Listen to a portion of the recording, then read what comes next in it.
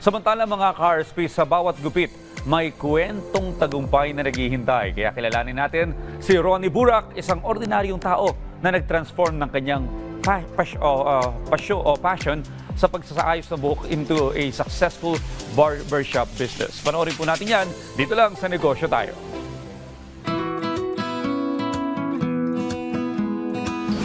Sir, kamusta naman po ang pagnenegosyo ninyo so far?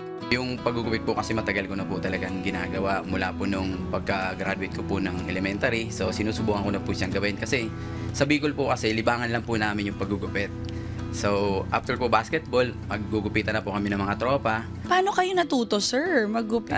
Yung mga ano po namin kasi, mga nakakatandang mga kaibigan, sila po yung unang mga nagugupit. So ayun po, tinitinan ko lang po tapos hanggang sa natuto na rin po ako. So siguro kaya po ako natuto kasi ano po kasi ako sa art eh. So, nung bata po ba kasi, yung panglaban po sa mga nagde-drawing, poster making, ganon.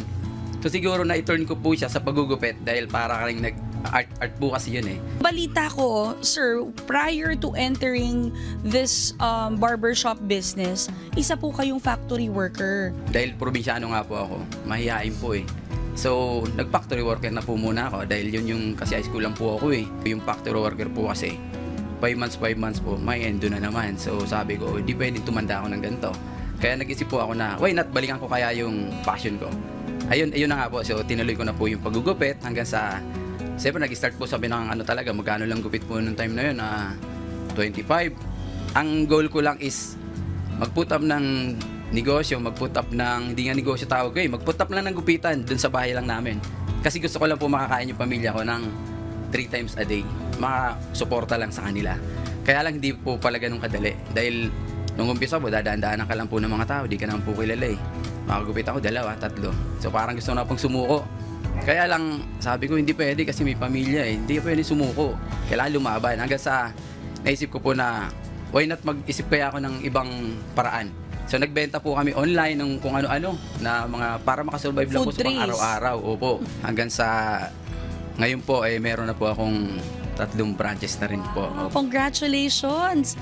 So yan yung pinaka parang reward ng isang nagnenegosyo. No? Pag nakikita mong lumalago or your business is growing really fast, ang sarap sa pakiramdam kasi ramdam na ramdam mo yung success. Doon sa lahat ng mga na-experience mo, sabi mo nga up and down, ano yung masashare mong aral sa mga gusto rin po magnegosyo katulad ninyo? Siguro kung di naman ako sumubok talaga, wala akong ngayon sa kung nasaan man ako ngayon. Huwag kayong matakot na sumubok. Dahil pag di kayo sumubok, di nyo malalaman, di ba? Huwag kayo ring matakot na matalo. Kasi pag di kayo sumubok, doon pa lang talo na kayo. Bakit ba importanteng pumasok ang bawat Pilipino sa pagnenegosyo? Unang-una po, ma-manage po natin yung oras kapag may sarili po tayong negosyo.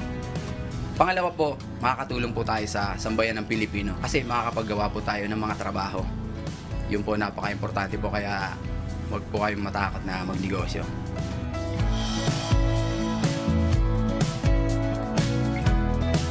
Minsan panalo ka, minsan talo ka. Ang mahalaga ay may natutunan ka. Yan po ang mindset ng business owner na si Ronnie Burak.